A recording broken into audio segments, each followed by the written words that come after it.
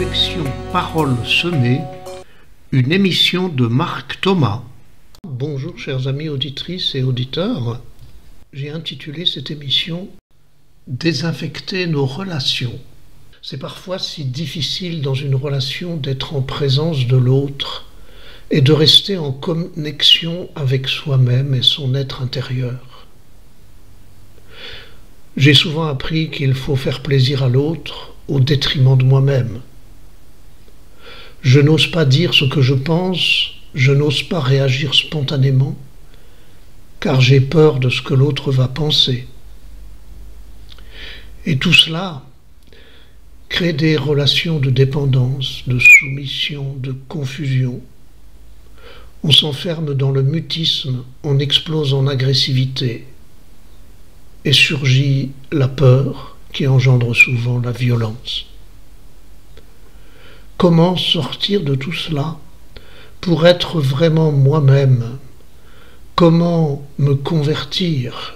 Comment changer mes modes relationnels pour vivre des relations saines? D'abord, une attitude distinguée. Tout commence dans la confusion. Quand tu accuses l'autre, tu dis « tu m'as blessé ». Tu confonds ce qu'il a fait et l'impact que ça a sur toi. Je vais sortir de la confusion en distinguant « quand tu as fait ça, ça c'est l'autre. J'ai été blessé, ça c'est moi. » Voulait-il te blesser? Ce n'est pas sûr, et lui seul le sait. Mais toi, tu te sens blessé, et ton ressenti est légitime. Pas de culpabilité. Un autre à ta place s'en serait moqué, un autre serait parti, toi, tu es blessé. Ta blessure parle de toi, un point sensible en toi a été touché. Alors, comment en sortir et se convertir? Eh bien, on sort de la confusion en se convertissant au prendre soin de mes ressentis. Nomme ce qui est inacceptable pour toi. Mets des mots pour décrire tes ressentis. Accueille-les en étant attentif uniquement à toi-même et non plus en te laissant happer par l'autre et par ce qu'il a fait. Cherche ce que toi tu ressens, ce qui t'a empêché toi de te protéger devant l'autre. Alors tu pourras lui dire ce que tu m'as dit ou ce que tu m'as fait, ça c'est lui. Je ne le supporte pas, ça c'est moi. Quand tu prends de plein fouet ce qu'il t'a dit, tu l'accuses d'être le coupable et tu ressasses en boucle ce qu'il t'a fait. Tu veux lui faire comprendre et tu dis qu'il est fermé. Tu voudrais ouvrir une porte close et ce faisant, tu te fais d'abord mal à toi-même, comme si tu versais de l'acide sur ta propre plaie. Se convertir, pour sortir de la confusion, c'est prendre soin de toi. Comment randonner quand tu te blesses contre un rocher? Il ne sert à rien de t'énerver contre le rocher et d'aller lui taper dessus. Tu vas au contraire nettoyer ta plaie, la désinfecter, mettre un pansement. Et c'est en prenant soin de ta blessure et non du rocher que tu vas cicatriser et apprendre à te protéger à la prochaine agression.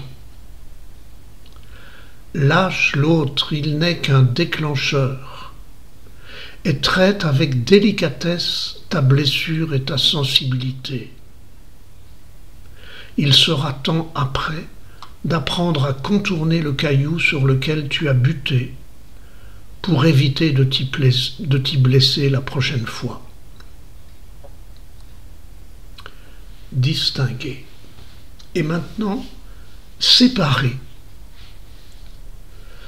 Dans les récits mythiques de création, dont la Bible, la création du monde est souvent racontée en termes de séparation. Le Créateur sépare le jour et la nuit, le ciel et la terre et les eaux. Il sépare les animaux qui volent, ceux qui marchent, qui rampent. Il sépare enfin l'homme et la femme. Pour vivre, un bébé doit sortir du ventre de sa mère et en être séparé. Pour voir le visage de l'autre, il faut se reculer. Dans ces séparations, chacun devient à la fois autonome et relationnel, capable de faire des choix personnels et de créer des relations saines et libres. Convertis-toi en sortant de la fusion-confusion vers une solitude relationnelle. Des relations trop fusionnelles finissent toujours par étouffer. Seul et séparé pour être autonome, tu seras libre de franchir l'espace pour aller à la rencontre de l'autre. Distingué, séparé, et donc, maintenant, en relation. Mais quelle relation? Ne plus faire qu'un est un bel idéal, pourtant souvent perverti quand il me réduit à n'être qu'une moitié, comme s'il me manquait une moitié pour être et pour vivre. Mais si l'autre était à moitié, tu n'aurais ni identité propre ni autonomie. Et l'un risquerait toujours d'étouffer l'autre ou inversement de s'écraser devant lui. La moitié qui te manque est en toi, dans cette part de toi que tu n'as pas encore identifiée. L'autre ne pourra jamais la remplacer. Il pourra peut-être te permettre de la découvrir et de te soutenir pour pouvoir en vivre. Te convertir, sortir de la confusion du face-à-face exclusif pour te retourner, pour te convertir à une dynamique relationnelle. Dans une relation, on est toujours trois, toi, moi et la relation entre nous, comme un élastique qui attire et met de l'espace à la fois. Toi et moi, indépendants et capables de vivre seuls, sinon l'autre est réduit à être mon manque ou ma prothèse. Tous les deux autonomes, mais dans une même dynamique. Non pas dynamique fusionnelle permanente, mais dynamique relationnelle aérée, où l'interdépendance, la solidarité, l'amitié, l'amour, comme un troisième terme entre deux, crée à la fois de l'espace et de l'union, de la relation, des alliances. Une dynamique relationnelle où nous créons un univers, univers commun, unis pour aller vers, où nous faisons du un, nous faisons du comme un, du commun en restant deux. Et maintenant un interlude musical avec ce chant de Manic, Je connais des bateaux, qui touche de très près ce que nous partageons ici. Écoutez, puis nous nous retrouvons après.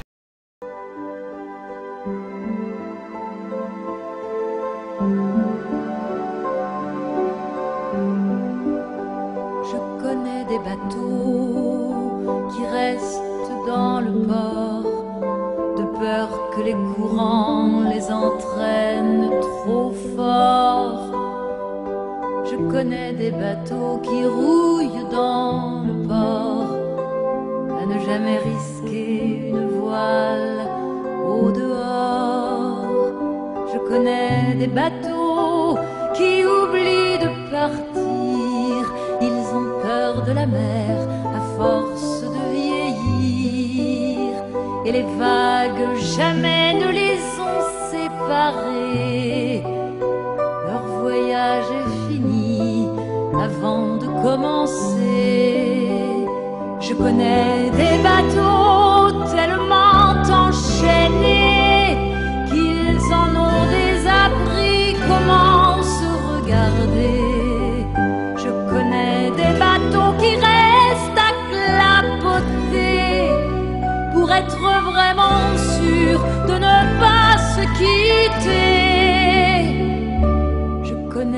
des bateaux qui s'en vont deux par deux, affronter le gros temps quand l'orage est sur eux.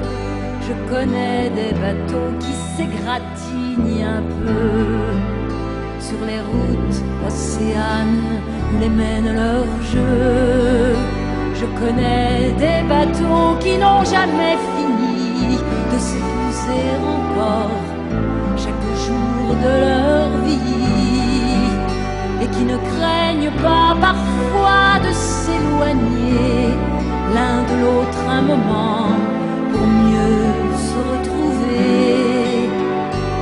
Je connais des bateaux qui reviennent au port, labourés de partout mais plus graves et plus forts. Je connais des bateaux étrangement pareils quand ils ont partagé des années de soleil.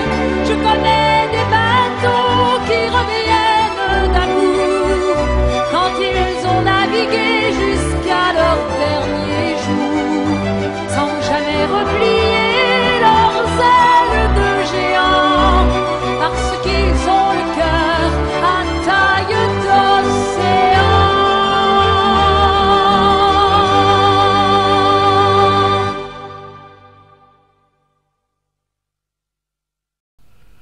Je connais des bateaux, une chanson de Manic. Vous pouvez retrouver les paroles de ce chant sur mon blog www.parole-semé.com sur le post de ce jour. Vous pouvez les retrouver aussi sur internet en tapant le titre du chant. Relisez-les ces paroles et demandez-vous dans quel bateau vous êtes monté ces dernières années et dans lesquels vous voulez continuer votre route. J'ai reçu récemment 2 couples qui sont en voie de séparation. Et donc, suite à cela, j'ai écrit ces lignes qui vont venir, qui s'appellent « Se séparer de façon constructive ». Dans ce que je viens de dire sur se séparer précédemment, vous avez compris que se séparer n'est pas forcément se quitter, mais comment retrouver l'autonomie pour avoir des relations saines. Ils veulent tous les deux se séparer. Et pourtant des sentiments demeurent. Ils s'attirent et se repoussent à la fois. Chacun attend encore de l'autre ce qu'il ne peut plus lui donner. Relation confusionnelle toxique où je n'existe qu'en dénonçant l'autre. La déception devient aigreur, même les sentiments et les attraits deviennent poison.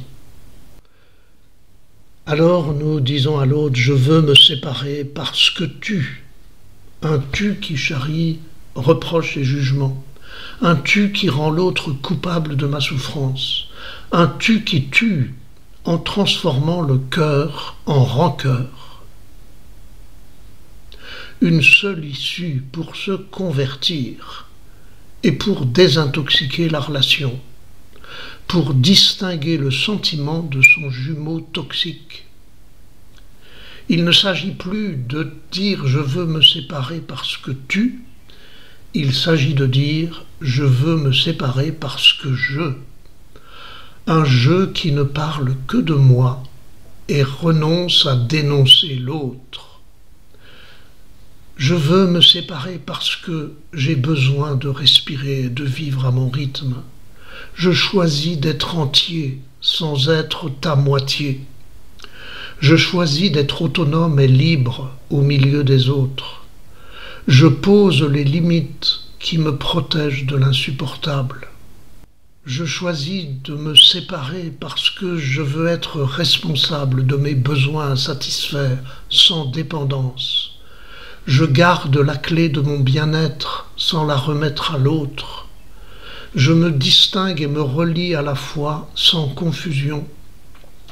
Je vois surgir mon désir d'être et d'aimer sans emprise.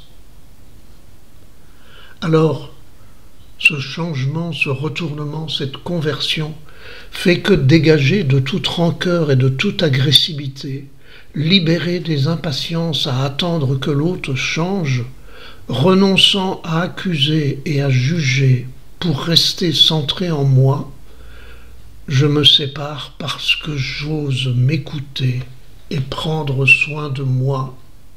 Je choisis d'écouter l'autre avec respect sans vouloir le changer.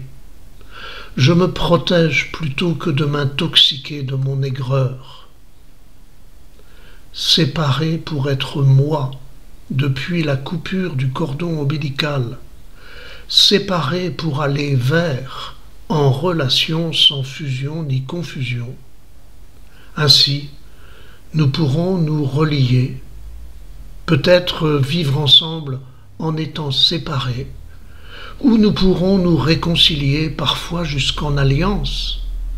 Chacun peut être soi en présence de l'autre, chacun aime être soi en aimant l'autre dans son altérité, construisant des relations qui soutiennent et libèrent à la fois. Nos deux désirs s'allient sans s'enchaîner.